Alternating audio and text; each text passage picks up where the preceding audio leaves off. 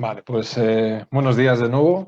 Mi nombre es Víctor de la Fuente y soy uno de los técnicos del Departamento de Asesoría Ambiental de Safety Clean.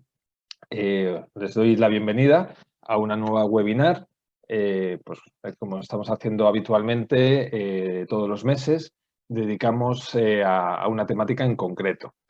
En este caso voy a presentar a mis compañeras lo primero, que van a ser las personas que desarrollen y nos expliquen pues, el contenido de este seminario.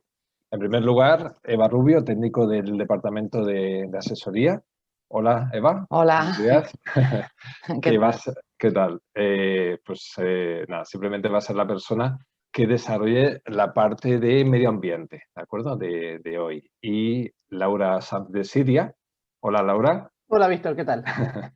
Pues ella es la responsable del departamento, bueno, del área de prevención y de medio ambiente de Safety Clean y va a ser la persona que desarrolle la segunda parte de este seminario, que está relacionado con la seguridad industrial.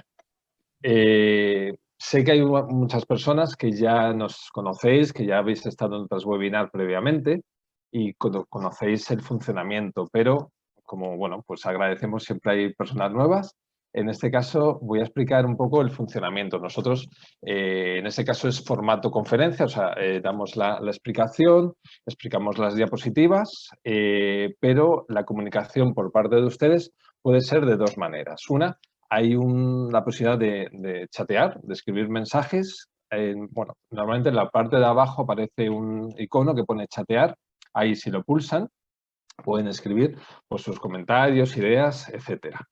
Y luego hay otro apartado al lado que es preguntas y respuestas. Ahí también clicando pueden bueno, pues consultarnos cualquier cosa que realmente les ha surgido a raíz de esta presentación, alguna pregunta que quieran hacernos o incluso que ya la llevan previamente de antes ya sabiendo bueno, pues el contenido de la webinar. Por último también al finalizar ambas partes de explicación, y después de responder a todas las preguntas que nos lleguen, habrá un pequeño cuestionario, nada, 4 o 5 preguntas de sí o no, que agradeceríamos que nos respondierais para darnos un poco un feedback acorde a vuestra impresión de esta webinar. Vale, la webinar de hoy, como veis, el título es El camino hacia un taller medioambientalmente saludable, ¿no? Cumplimiento legal en materia de medio ambiente y seguridad. Es una idea, de hecho, que no es nuestra, se surgió de uno de nuestros clientes que nos pidió que hiciéramos un seminario, una webinar exclusiva del sector del taller de automoción. Y la verdad es que nos pareció muy buena idea. Aparte, es un sector que conocemos muy bien, tenemos muchos clientes, tanto talleres de mecánica como de chapa y pintura, en ese sector y nos parece muy buena idea. Así que hoy lo desarrollamos. Y poco más, simplemente vamos a empezar con ello. El tiempo de estimación de duración más o menos estimado será de 1 hora. Así que nada, vamos a por ello. Eva, comenzamos.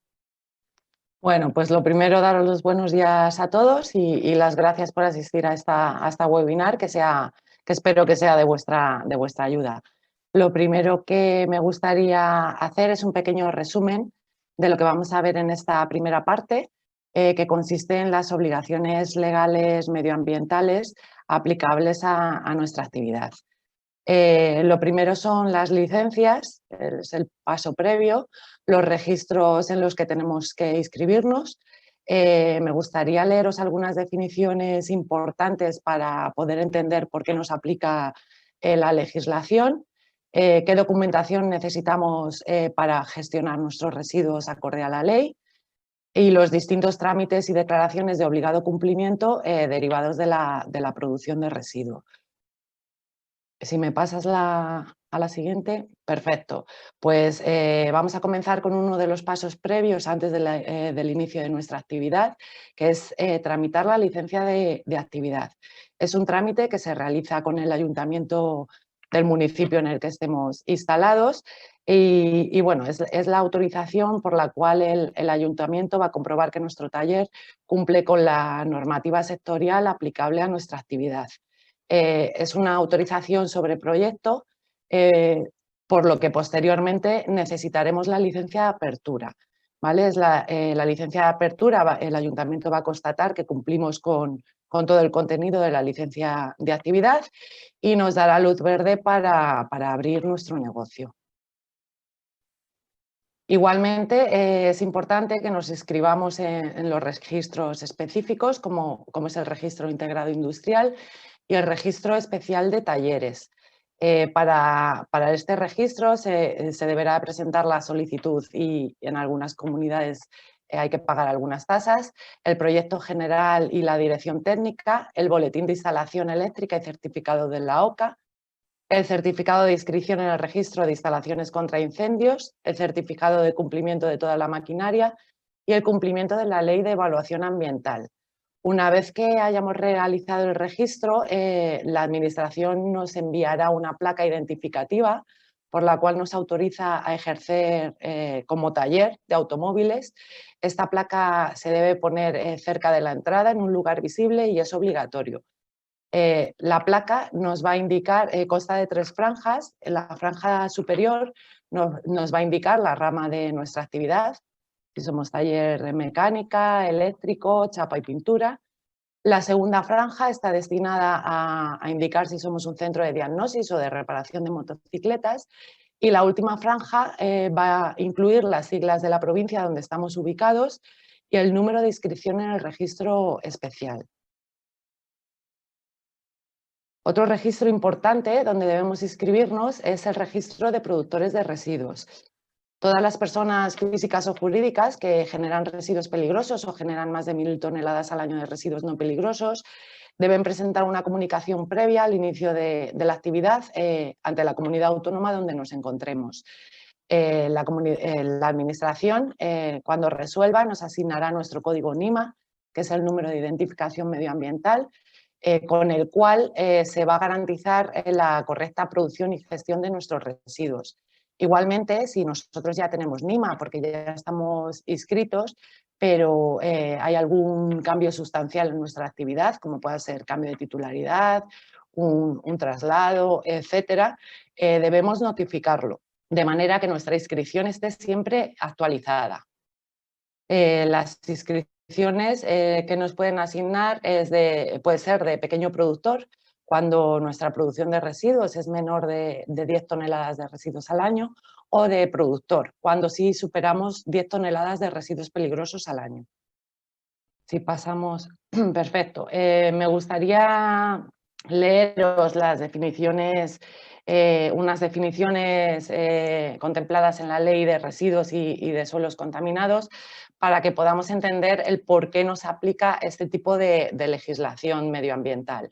¿Vale? La legislación nos dice que un residuo es cualquier sustancia o objeto que su poseedor deseche o tenga la intención o la obligación de desechar. Los residuos pueden ser no peligrosos cuando son los que surgen derivado de nuestra actividad, pero no presentan ninguna característica de peligrosidad ni para la salud humana ni para el medio ambiente. Y podemos tener también residuos peligrosos, que son igualmente los que se generan derivados de nuestra actividad, pero estos sí que tienen características de peligrosidad. Para que entendamos quién es considerado productor de residuos, la ley nos hace una definición bastante clara y nos dice que es cualquier persona física o jurídica cuya actividad produzca residuos, que sería el caso de la actividad de taller, o cualquier persona que efectúe operaciones de tratamiento previo, de mezcla o de otro tipo que ocasionen un cambio de naturaleza o de composición de estos residuos. Los tipos de residuos que nos podemos encontrar en un taller, pues dentro de los no peligrosos nos podríamos encontrar los residuos banales o inertes, como puede ser la chatarra. Principalmente en la actividad de taller vamos a generar como banales o inertes chatarra. Los residuos urbanos, que son los asimilables a domésticos, como pueden ser restos orgánicos, envoltorios plásticos, cajas de cartón, cualquier tipo de residuo que igualmente podríamos generar en nuestros hogares. Y por último tenemos los residuos peligrosos, que como ya hemos visto antes son los que sí que presentan características de peligrosidad Y en un taller los residuos peligrosos suelen ser aceites, baterías, filtros de aceites, envases contaminados, trapos contaminados, disolvente. Bueno, hay bastantes residuos que se generan, peligrosos que se generan en un taller. Para poder gestionar correctamente, acorde a la ley, todos nuestros residuos, hay una documentación legal con la cual debemos contar. Lo primero, previo a cualquier retirada de residuos en nuestras instalaciones, debemos contar con un contrato de tratamiento de residuos. ¿Vale? Este contrato de tratamiento es un acuerdo jurídico privado entre el productor de residuos y el gestor. En él se van a incluir los datos de los residuos que el gestor nos va a retirar, los datos del productor, los datos propios del gestor, cuál es la periodicidad de los traslados y bueno, el protocolo de actuación, rechazo de los residuos y el tratamiento, tanto intermedio si existe como final. Igualmente, hay que notificar a las comunidades autónomas que se va a realizar un traslado de residuos.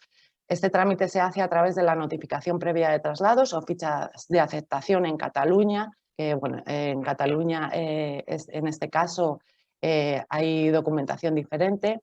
Se realizará con un mínimo de 10 días de antelación antes de que tengamos prevista nuestra retirada y el objetivo es informar a las autoridades del origen y el destino de nuestros residuos. Y por último, tenemos el documento de identificación, que es el antiguo documento de control y seguimiento, el cual debe acompañar a nuestros residuos desde el origen hasta el final, hasta su destino. Sí, perfecto. La ley nos dice que todos los productores de residuos deben disponer de un archivo cronológico, ya sea en formato físico o en formato telemático, donde se recoja por orden cronológico todas las retiradas de nuestros residuos. Este archivo debe contener la información de los 3 últimos años hasta la actualidad. Y la información que debemos plasmar es la que tenemos en los documentos de identificación, el código LER del residuo, la descripción, su caracterización, el origen, la fecha de inicio de almacenamiento, la fecha en la que nos recogen estos residuos, el número de documento de identificación o documento de control y seguimiento, la cantidad que se recoge, el transportista que nos hace la retirada y el gestor de destino autorizado. Bueno, me gustaría indicar que el libro de registro en cualquier inspección os lo van a pedir, entonces es muy importante que contéis con él, ya sea de manera física o de manera telemática. Si me pasas la diapositiva, Laura. Perfecto.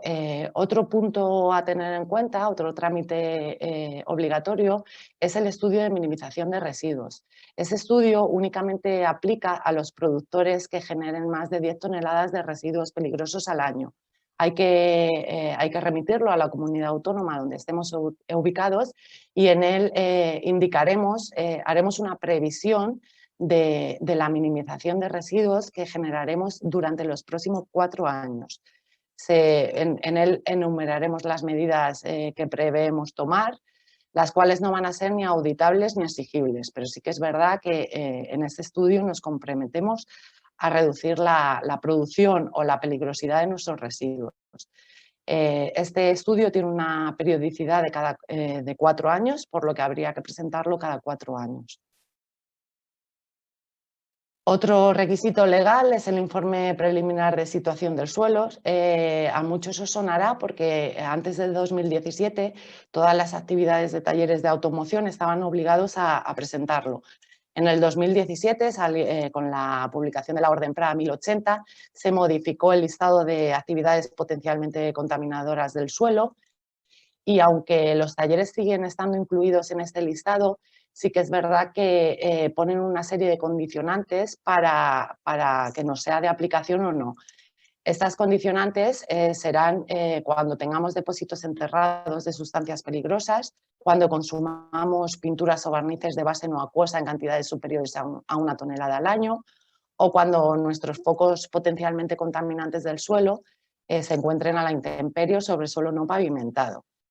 En principio, si no cumplimos ninguna de estas 3 condicionantes, no estaríamos obligados a presentar el informe preliminar.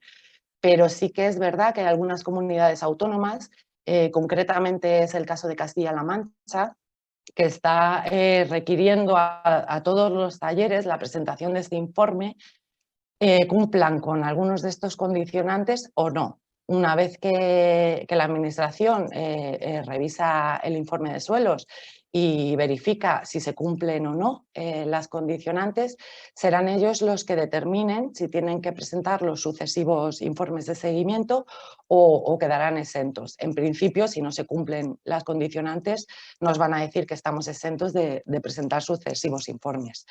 Este informe de suelos, en el caso de que estemos obligados a presentarlo, no tiene una periodicidad establecida fija, ¿vale? Será la propia Administración la que nos diga cuándo debemos presentar los próximos. Igualmente, hay unas declaraciones anuales que se deben presentar por obligación, como es la declaración anual de envases. En el caso de la actividad de taller, nos aplica la aplicación de esta declaración porque se nos considera poseedores finales de los residuos de envases y envases usados. Todos los talleres generalmente van a tener envases contaminados o no contaminados, como puedan ser envases contaminados por pinturas, latas de aceite, botes de anticongelante, cajas de cartón, film de embalar. Cualquier tipo de envase hay que declararlo durante el primer trimestre del año con los datos del año anterior. Igualmente, una declaración de obligado cumplimiento, esta vez solamente para Andalucía, es la Declaración Anual de Productor, la DAP. Se presenta entre enero y febrero del año posterior al declarado. ¿Vale? En este caso, aparte de los envases, como en la anterior declaración, debemos declarar todos los residuos generados durante el año anterior. Perfecto. Por último, os voy a dar unas buenas prácticas de residuos para que podamos cumplir con la legislación y sobre todo para tener una seguridad orientado al almacenamiento de los residuos. Indicaros lo primero que es obligación del productor solicitar la retirada de los residuos al gestor que tengamos contratado antes de cumplir con el plazo de almacenamiento de 6 meses que nos marca la ley o cuando el bidón alcance el 70% de su capacidad. El segundo punto es indicaros que en el área específica destinada al almacén de residuos no debe haber elementos que puedan provocar riesgos adicionales, como puedan ser cuadros eléctricos, compresores, etc. Debemos mantener el almacén de residuos con completa seguridad. Hay que evitar la utilización de depósitos enterrados o empotrados para almacenar nuestros residuos peligrosos y en caso de que no lo evitemos y tengamos estos depósitos, deben disponer de un sistema de detención y contención de fugas. El lugar de almacenamiento debe estar siempre cubierto, aireado y el suelo debe ser impermeable y resistente a las propiedades físico-químicas de los residuos almacenados. Si hay algún vertido accidental, el suelo debe contener ese residuo de manera que no filtre al subsuelo. Igualmente, por medidas de seguridad de filtrado, no deben existir conexión con la red de saneamiento, ni la de efluentes residuales o la de aguas pluviales, de manera que evitemos que la sustancia peligrosa llegue a cauces naturales. Los bidones que contengan los residuos y sus cierres deben ser sólidos y resistentes, evidentemente que no tengan fugas, que estén en buen estado y sean bidones homologados. Igualmente, estos bidones deben estar etiquetados de forma clara, legible e indeleble. La etiqueta debe contener toda la información del residuo que contiene, la información del productor del residuo, la fecha de inicio de almacenamiento y el pictograma que nos va a indicar el riesgo que presenta este residuo. Para el control de los derrames, todas las zonas destinadas al almacenamiento en superficie, especialmente en el caso de los residuos líquidos, deben disponer de algún sistema de recogida o contención de fugas. ¿Cómo pueden ser estos sistemas de contención de fugas? Pues cubetos fijos, cubetos móviles, arquetas o rejillas estancas. Dispondremos de material absorbente para la recogida de derrames de residuos peligrosos, como puede ser la sepiolita, y en ningún caso mezclaremos residuos peligrosos con residuos no peligrosos. Evidentemente, si mezclamos peligrosos con no peligrosos, los no peligrosos pasarán a ser peligrosos por transmisión de la sustancia. Evitaremos las mezclas de cualquier otro residuo que pueda aumentar su peligrosidad y dificulten su correcta gestión. Los almacenes deben mantenerse en condiciones adecuadas de seguridad y limpieza, por temas evidentemente de seguridad, y mantendremos cierto orden en la colocación y agrupación de los contenedores. No se pueden apilar los bidones, ¿vale? Los tendremos de una forma que visualicemos claramente las etiquetas de identificación.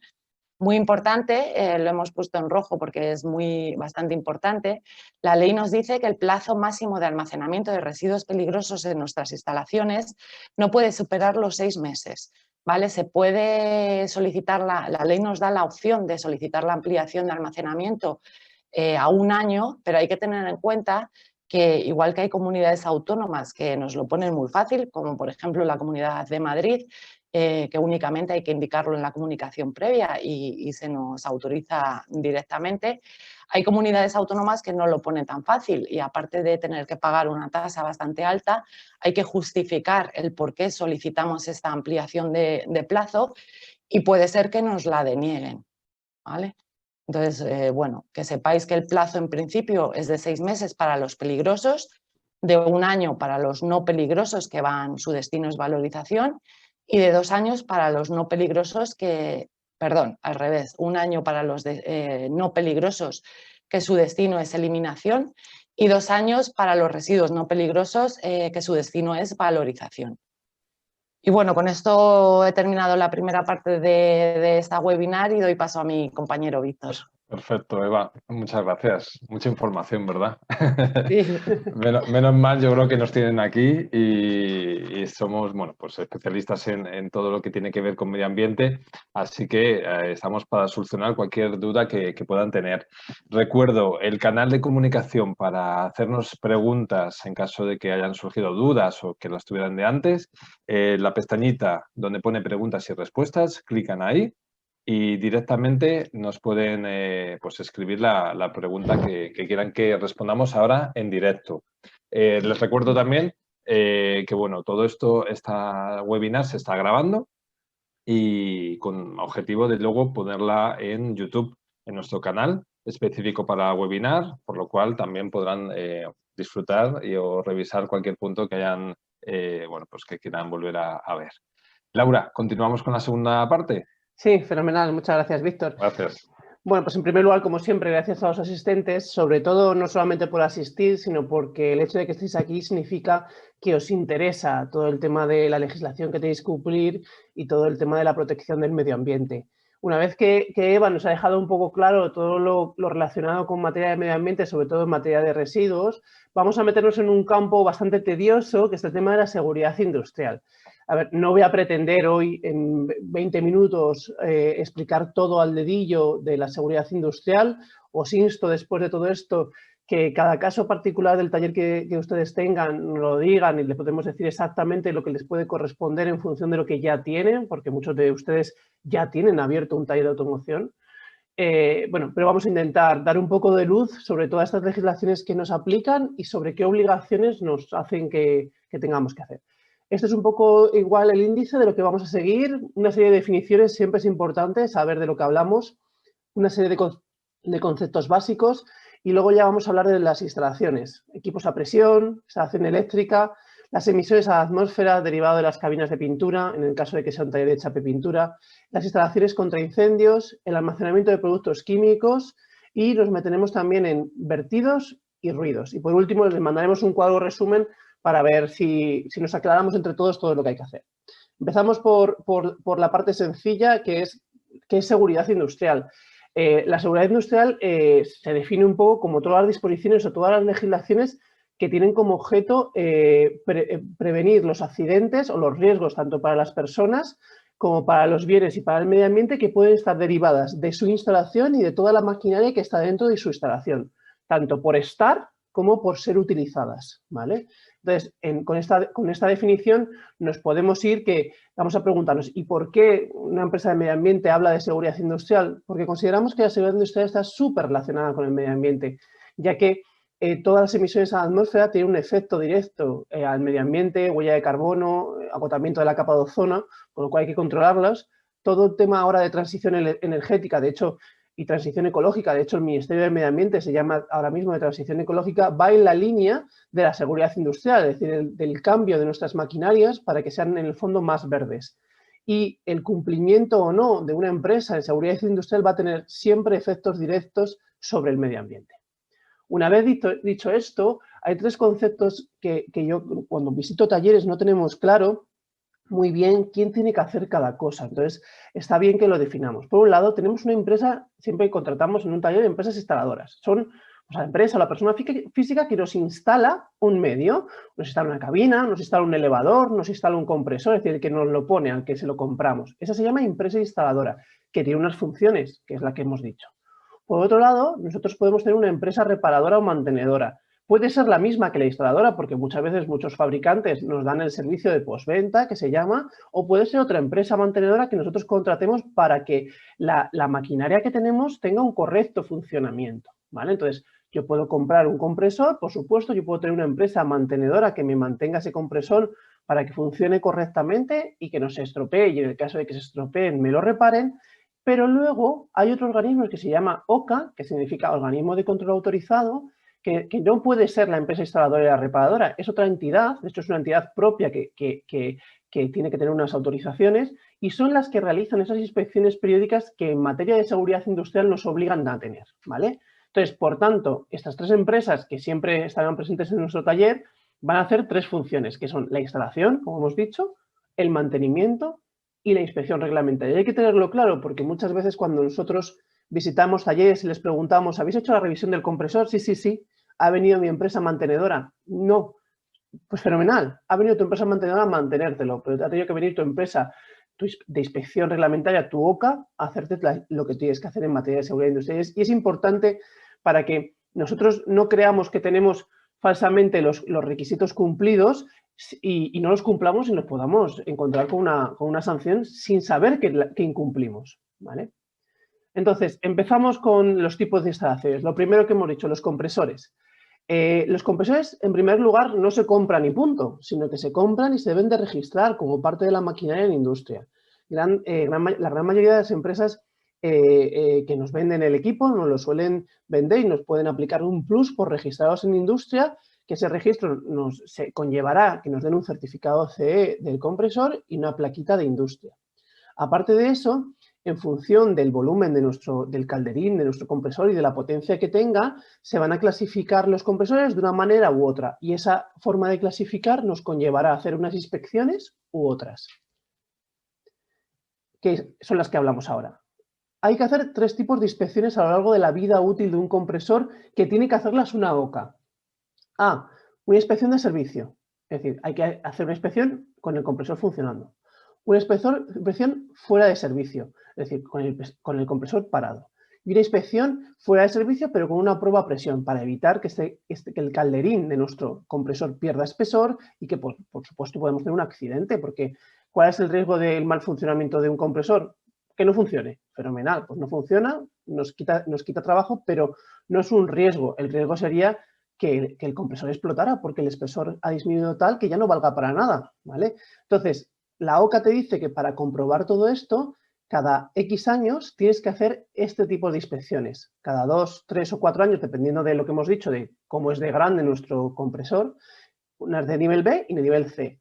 En el fondo, si nosotros sabemos el año de instalación del compresor, podríamos llegar a saber en qué año nos corresponden cada una de las inspecciones que tenemos que realizar. Instalación eléctrica. Todos en nuestro taller tenemos electricidad, por supuesto, como mínimo de baja tensión. Si tenemos instalaciones de baja tensión, todas aquellas que su tensión nominal es inferior a 1000 vatios en corriente alterna o menor a 1500 vatios en corriente continua.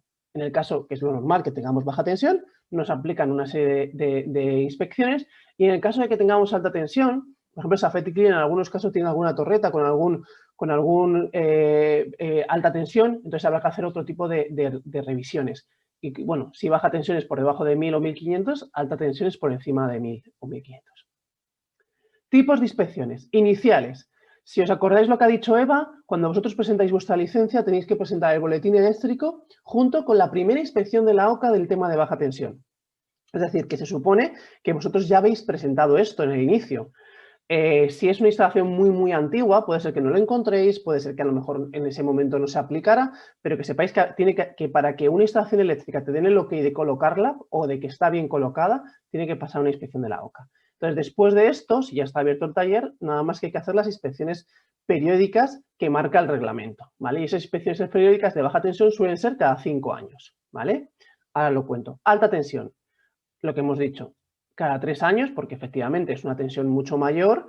El Real Decreto lo que lo regula son estos que aparecen aquí y nos dice que cada 3 años, en el caso de que tengamos alta tensión, hay que hacer una inspección con una OCA.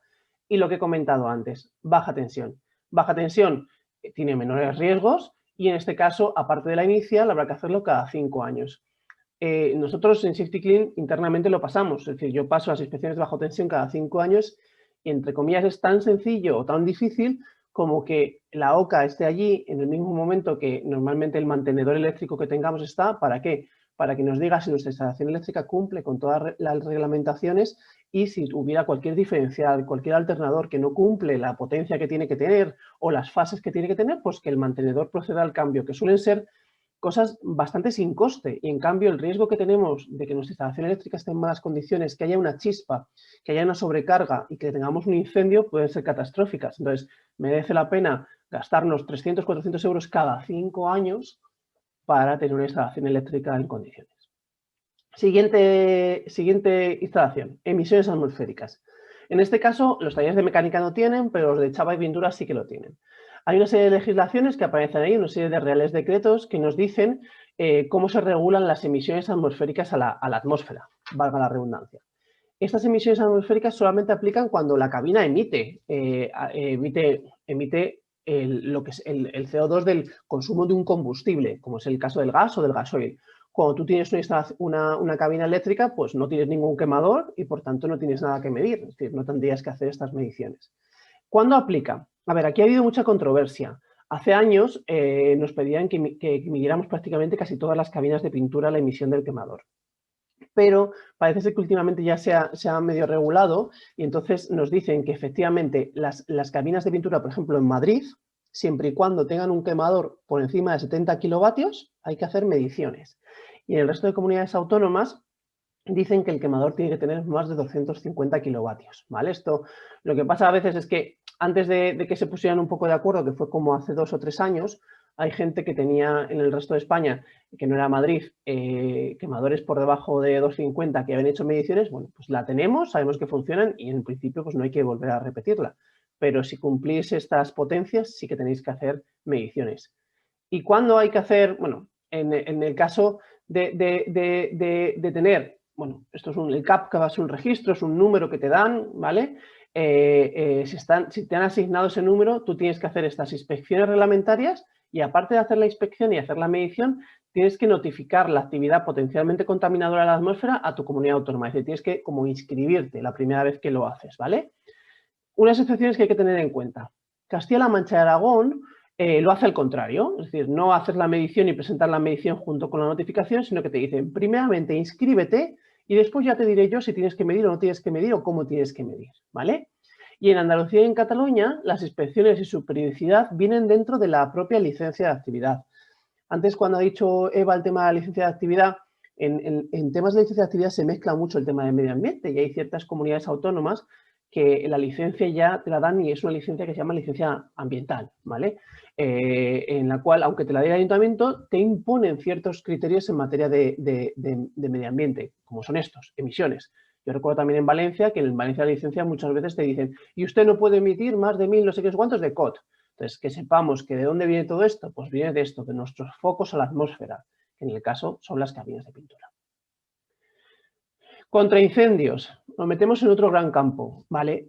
Aquí hay que hacer un parón. Es decir, hay instalaciones que se hicieron anteriores al año 2004 e instalaciones que se hicieron posteriores al año 2004. Toda instalación que se hizo posterior al año 2004, lo que ha dicho Eva en la licencia, hubo que presentar un registro de tu instalación contra incendios, ¿vale? Entonces, en ese momento, tú en función de tu carga de fuego, si se catalogan con nivel superior, medio o bajo, en función de tu carga de fuego y en función de cómo sea tu instalación, es decir, no es lo mismo una nave aislada que una nave tipo sándwich, que se llaman así, las naves que están una detrás de otra, no es lo mismo que la nave tipo sándwich tenga por delante o por detrás también naves. En función de eso te dice que tienes un nivel de riesgo, que puede ser de incendio, que puede ser alto, medio o bajo. Entonces, en función de esto te dice que tú tienes que pasar una inspección por una OCA, según el día que te instalaste, que mandaste ese boletín contra incendios al principio, si tu riesgo es alto cada 2 años, si tu riesgo es medio cada 3 años y si tu riesgo es bajo es cada 5 años. Avisaros, los talleres sois tener riesgo medio o bajo, normalmente no hay ningún taller que tenga riesgo alto. ¿Y qué es lo que hay que hacer en las inspecciones? Pues durante las inspecciones se revisa. Pues se revisa, igual que en la baja tensión, se revisa el cuadro eléctrico, aquí se revisa todos los medios contra incendios. Pues se revisa que la instalación esté acorde con el proyecto. Si nosotros presentamos un proyecto que decíamos que teníamos 2 bocas de incendios, 3 extintores, un sistema de detección automático o de extinción, pues tiene que estar, por supuesto, y tiene que funcionar. Y tiene que estar revisado. Nosotros tenemos, aparte, una empresa mantenedora que nos ha revisado, nos ha hecho el mantenimiento de los sistemas contra incendios. Entonces, eso habrá que presentárselo a la OCA que nos va a hacer la inspección para que nos dé el verificado de que nuestros sistemas están correctos, de que nuestra empresa está formada y que tenemos un plan de emergencias. Es decir, no solamente hay que tener las cosas, sino hay que saber utilizarlas.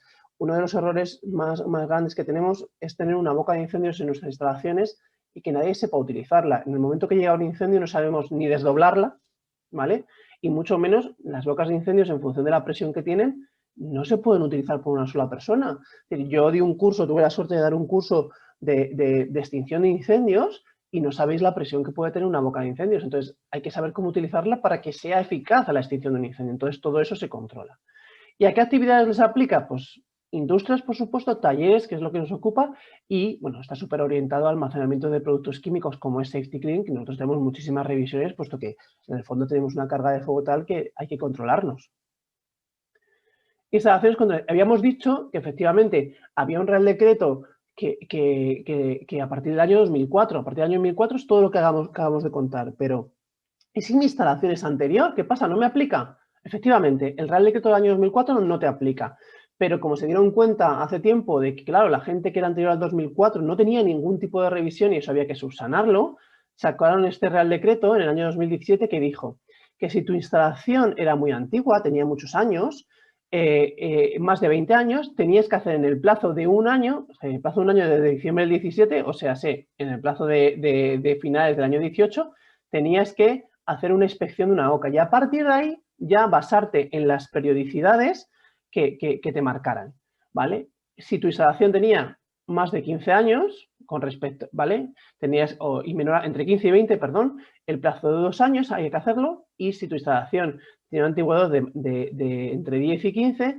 tenías que hacerlo en un plazo de 3 años de inspección. Es decir, que en el fondo todo el mundo, todos los talleres de automoción, hay que pasar cada cierto tiempo inspecciones de OCA contra incendios. Es decir, que si no hemos pasado nunca ninguna, este es un buen momento de ponernos al día, ¿vale?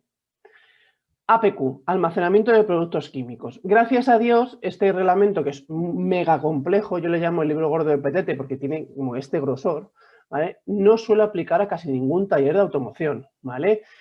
¿Cuándo puede aplicar a un taller de automoción? Cuando acopie mucho disolvente, cuando tenga un depósito de gasoil para el suministro propio o para una caldera. Entonces, en este caso, es algo muy específico que si lo tenéis preguntarnos, porque primeramente la instalación tiene que tener un proyecto, una memoria en función de la cantidad, es decir, tiene que estar autorizada de manera diferente, y luego tienes que tener una serie de condiciones, de cubetos, de medidas de protección. Suele ser que se aumentan las medidas contra incendios, y por otro, tienes que pasar unas inspecciones cada cierto tiempo, y esas inspecciones sí que son bastante más durillas, por decirlo de alguna manera, y hay que estar al día. Es decir, en el fondo, tampoco la administración puede permitir que haya almacenes de productos químicos inflamables, que, sobre todo, que estén por ahí pululando sin control ninguno, ¿vale? Vertidos, ¿vale? Normalmente las competencias sobre vertidos suelen estar transferidas a los ayuntamientos o las que se llaman mancomunidades. La mancomunidad es un grupo de ayuntamientos, ¿vale? Entonces, normalmente eso depende y suele estar muchas veces en tu licencia de tu ayuntamiento, te suele decir lo que tienes que hacer. si solamente con una comunicación vale, si tienes que aportar algún tipo de analítica y esa analítica qué tipo de mediciones tiene que haber. Es decir, esto depende un poco del ayuntamiento. Hay ayuntamientos que no piden nada, ¿vale? En cambio otros ayuntamientos que sí que lo piden. Normalmente un taller de automoción, ¿qué vertidos tiene? Pues ninguno. Es decir, en el fondo son sanitarias o pluviales, en el caso de que tengamos patio. Pero como es una actividad, pues tenemos que notificarlo. Puesto que, os recuerdo, que supongo que lo sabemos, los lavaderos y demás no pueden tener vertido a la calle, sino que los lavaderos se suelen recoger esos lodos o las aguas del lavadero, una vez que están filtradas, se suelen recoger a través de un gestor autorizado. Y ruidos. Aquí no se mete todo el mundo, ¿vale? Hay ciertos ayuntamientos que, por lo que sea, a lo mejor por la cercanía que tiene el polígono industrial a las viviendas, nos piden que cumplamos una serie de reglamentaciones, pero normalmente no suelen venir a inspeccionar. Esto es como todo. Si en tu licencia te dice que tú tienes que hacer una medición de ruidos cada X tiempo, pues tendrás que hacerla.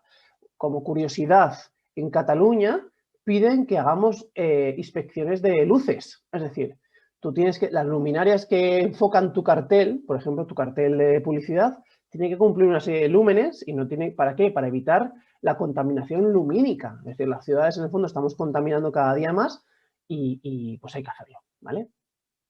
Resumen, bueno, espero no haberos dejado la cabeza hecha un batiburrillo. Aparatos a presión, compresores. La baja tensión, las instalaciones térmicas y petrolíferas, en el caso de que te las tengáis, que hoy no nos hemos metido, contra incendios. Si tenéis algún otro tipo de maquinaria, por supuesto, todas las máquinas tienen que cumplir y tener su certificado CE. Los ruidos, los vertidos, el APQ y los contaminantes a la atmósfera, ¿vale? Entonces, en el fondo, todo esto es lo que tenemos que cumplir en materia de seguridad industrial, ¿vale? Nosotros, si alguno habéis asistido a alguna de nuestras webinares, podréis haber comprobado que nosotros no solamente os ponemos sobre la mesa obligaciones, sino que siempre intentamos daros una solución, ¿vale? La solución es, efectivamente, Safety Link de un departamento de medio ambiente, yo soy la responsable, con lo cual la conozco mejor que nadie, e intentamos ayudaros con todo esto que para vosotros puede suponer un mundo y para nosotros es sencillo, porque a día de hoy tenemos más de 3.000 clientes que llevan la asesoría medioambiental con nosotros y muchos de ellos, yo diría que casi el 50% son talleres. ¿En qué os podemos ayudar? ¿Vale? Perdón, uy, que se me va. Nosotros nos gusta hacerlo todo de manera parametrizada y en formato de pack. Ha dicho Eva que vosotros tenéis una serie de obligaciones de una inscripción en el registro, os tenéis que dar de alta, tenéis que enviar toda la documentación de medio ambiente de los movimientos de residuos a vuestras comunidades autónomas para dar fe de que eso es correcto, tanto la notificación como el documento de identificación. Tenéis que llevar un libro de registro de residuos, eso es lo que os ha comentado Eva, que tiene muchísimos campos. Tenéis que hacer diferentes declaraciones de envases, de residuos, ¿vale? Y normalmente hay muchísimas legislaciones que van saliendo día a día o modificaciones que van saliendo día a día y que no tenéis por qué saber. Nosotros hemos visto que las necesidades que normalmente tiene un taller son esas: inscripciones, el otorgamiento, que es presentar los documentos, los libros de registro, las declaraciones de envases y informaros de todas las novedades. Entonces nosotros hemos sacado diferentes packs, en este caso este pack sin visita se llama pack profesional, ¿vale? En el caso de que un taller no solamente quiera que sus documentos estén en regla, sino que aparte de eso un técnico de Safety Clean visite sus instalaciones para ver que efectivamente todas las buenas prácticas que ha dicho Eva de almacenamiento, instalación, evitar vertidos, seguridad industrial, todo eso está en regla. Nosotros ofrecemos este pack más una auditoría por parte de un técnico, de tal manera que determina qué te falta o qué no te falta. Es una especie de informe de diagnóstico, de decir, efectivamente, no tengo contraincendios, efectivamente, no tengo autorización de vertidos, efectivamente, no tengo tal. ¿Para qué? Para que por lo menos nos hagamos una idea de qué es lo que tenemos y qué es lo que debemos de cumplir, para lo menos que sepamos lo que tenemos que cumplir. Y, por supuesto, si lo que hay que cumplir está dentro de este listado, Safety Clean os lo realiza, ¿vale? A lo mejor hay talleres que tienen una entidad superior, tienen un tamaño superior y necesitan no solamente que un técnico de medio ambiente vaya un solo día allí, sino que, dado el trabajo que tienen, dado el almacenamiento de residuos, dado el personal, necesitan que un técnico de Safety Clean esté allí 2 veces al año en jornada completa o 4 veces al año, pues efectivamente nosotros podemos ofrecer otro tipo de pack más completo en el cual, aparte de lo que hemos dicho antes de cumplir con todas sus obligaciones medioambientales, que nosotros las hacemos y os las presentamos por vosotros, aparte de deciros todo lo que no estáis cumpliendo, un técnico de medio ambiente va a estar allí X días para hacerlo, para cumplirlo. Es decir, no vamos a irnos y decir que sepas que tienes que hacer una inspección o una autorización de vertidos. No, el técnico va a estar allí y va a cumplimentar los documentos que haya que cumplimentar de vuestro ayuntamiento para presentar esa inscripción de vertidos. Al igual que hay que hacer una medición de ruidos, pues os buscará una empresa que os haga esa medición de ruidos. ¿Por qué? Porque en el fondo, ¿qué es lo que os estamos ofreciendo? Es un outsourcing de vuestro departamento de medio ambiente. Un taller no tiene necesidad de tener un responsable de medio ambiente al uso a jornada completa, sino que necesitáis una persona que sepa de medio ambiente, pero en muy poquitas horas, en el fondo. Entonces, consideramos cuando nos planteasteis ese problema hace ya años, que ya llevamos con este tema unos 10 años, que esta era la mejor forma que teníamos de ayudaros. Aún así, con toda la parte que yo he hablado de seguridad industrial, efectivamente, Safety Clean tiene acuerdos con OCAS y todas las inspecciones de seguridad industrial podemos ofreceros las OCAS nuestras y a lo mejor os podéis beneficiar de los precios que tenemos, por decirlo de manera, de grupo, nosotros, tanto en contra de incendios y demás. Entonces, todo eso, preguntarnos, porque a lo mejor os puede salir mejor que directamente vosotros con una OCA. Y cuando hablamos de las visitas de antes del contigo, que creo que es la parte más interesante y más importante que hay que tener en cuenta, dirás, bueno, ya, ¿y qué hacéis cuando venís a los clientes? Pues mira, por un lado, nos vamos a la zona de residuos, en el fondo es lo que más nos gusta. Y revisamos cómo está almacenamos. Si os falta alguna retirada a los 6 meses, ¿os acordáis lo que ha puesto en rojo Eva? Si os falta una retirada, la solicitamos a vuestro gestor. Puede ser que no sea de Safety Clean el gestor, puede ser que sea. Nosotros no somos de Safety Clean, por supuesto, pero nosotros somos vuestros trabajadores esos días, con lo cual nosotros hacemos lo que vosotros necesitéis. Archivamos toda la documentación de todas las retiradas. Si os falta alguna cumplimentación del libro de registro, lo hacemos. Si os falta algún documento, lo hacemos. Si hay que enviarlo, también lo hacemos. Aparte, recopilamos requisitos legales. Lo que hemos dicho, lo primero, el primer día vemos si tenéis licencia de vertido, si habéis presentado todo, si tenéis las revisiones de OCA, es decir, hacemos una especie de informe inicial de todo, ¿vale? Y, por supuesto, muchas veces, cuando llegamos allí, vuestros trabajadores no saben bien cómo hacer las cosas, no saben cómo segregar los residuos. Entonces, si ese es un punto débil vuestro, pues damos una formación a los trabajadores, ¿vale? Es decir, como si fuéramos personal propio. Yo en mi empresa, si algo se está haciendo mal, lo que hago es cojo a las personas de mi empresa y les explico cómo hacerlo bien, lo primero, ¿vale? Y si derivado de todas estas obligaciones hace falta hacer un estudio de minimización de residuos, como comentaba Eva, un informe de residuos, un plan empresarial de prevención de envases, un plan empresarial de gestión de disolventes, hasta el infinito y más allá, lo haríamos, por supuesto, con las horas contratadas. Y esto es como todo. Nosotros hemos empezado con muchos clientes con 2 días, hemos visto que poco a poco a lo mejor necesitan 4 días, e incluso hay clientes que después de estar con nosotros 2 o 3 años se han visto también medioambientalmente y dicen, ¿y por qué no vamos a obtener una ISO que nos puede dar luego apertura a otro tipo de mercados, otro tipo de licitaciones, otro tipo de clientes? A lo mejor hay veces que vosotros sois un taller de marca y tenéis unas obligaciones de la marca y no sabéis cómo cumplirlas. Pues creo que esta es la mejor forma de ir comenzando poco a poco en el cumplimiento legal hasta llegar a un desempeño medioambiental. Y como yo siempre digo, y de hecho lo tengo, si veis mi LinkedIn, os invito a que me hagáis amiga, como se dice ahora en LinkedIn. Si veis mi LinkedIn, yo siempre pongo que lo que me gusta a mí es generar impacto positivo en el medio ambiente y eso es lo que tenemos que intentar. Efectivamente, un taller de automoción es una empresa de servicios, pero que por desgracia genera muchos residuos y que me puede generar un impacto negativo en el medio ambiente si las cosas se hacen mal. Entonces deberíamos de hacerlas bien para que ese impacto no fuera negativo, es decir, fuera neutro, entre comillas, y todo fuera beneficioso a la hora de temas de contaminación. Bueno, y después de todo el rollo que os he soltado, os dejo, ya te digo, cualquier cosa, cualquier duda me decís. Perfecto, muchas gracias Laura por toda la información. Realmente yo creo que ha sido muy completo y que cualquier responsable de taller ahora mismo pues tendrá una vorágine de información y de ideas acordes para mejorar, ¿no? Medioambientalmente y además en temas de seguridad incluso, ¿no? En su actividad. Como decíamos al principio y en mitad, teníamos abierto la posibilidad de que nos hagan preguntas y tenemos algunas, ¿vale? Compañeras, así que os voy a ir comentando. Bueno, pues nos preguntan, por ejemplo, en referencia a lo que son los productos químicos, ¿no? En el tema de APQ, almacenamiento de productos químicos, pues bueno, un poco, aunque lo has contestado antes, Laura, pero bueno, por hacer un poco más de hincapié, ¿sobre qué productos, sobre todo, tienen que tener más control? A ver, en un taller de automoción, que es lo que nos ocupa, es decir, si nosotros hacemos mucho acopio de disolvente, sobre todo disolvente de pintura, tiene una carga de fuego, efectivamente nos puede llegar a aplicar con poca cantidad. Si tenemos un depósito de gasoil para el suministro de vehículos o de la flota de vehículos o externos, también incluso tenemos un depósito de gasoil para el consumo de nuestras calderas. En esos tres casos, en principio, nos puede aplicar, porque otro tipo de productos corrosivos, que hay otros almacenamientos, no creo que en ningún caso un taller pueda llegar a ese tipo de productos. Y, por ejemplo, el aceite no es APQ, el aceite de motor, si nos lo preguntábamos, ese no es APQ.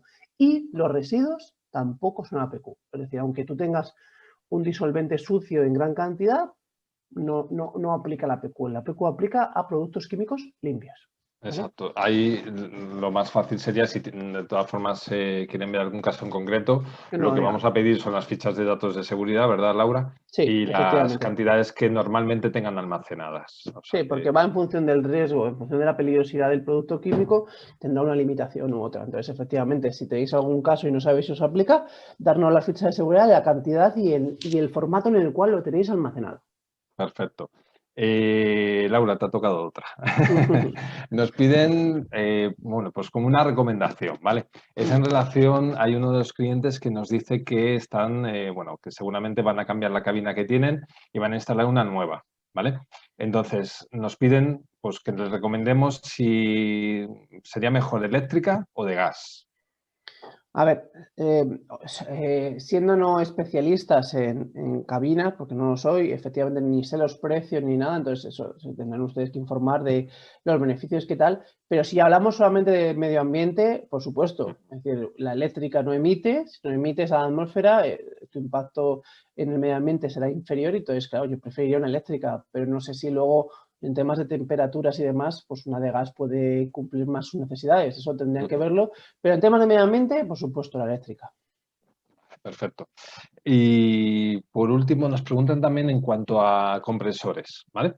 En este caso se ve que tienen un compresor portátil, pero que lo tienen siempre en la instalación, ¿vale? Que es el que ellos utilizan.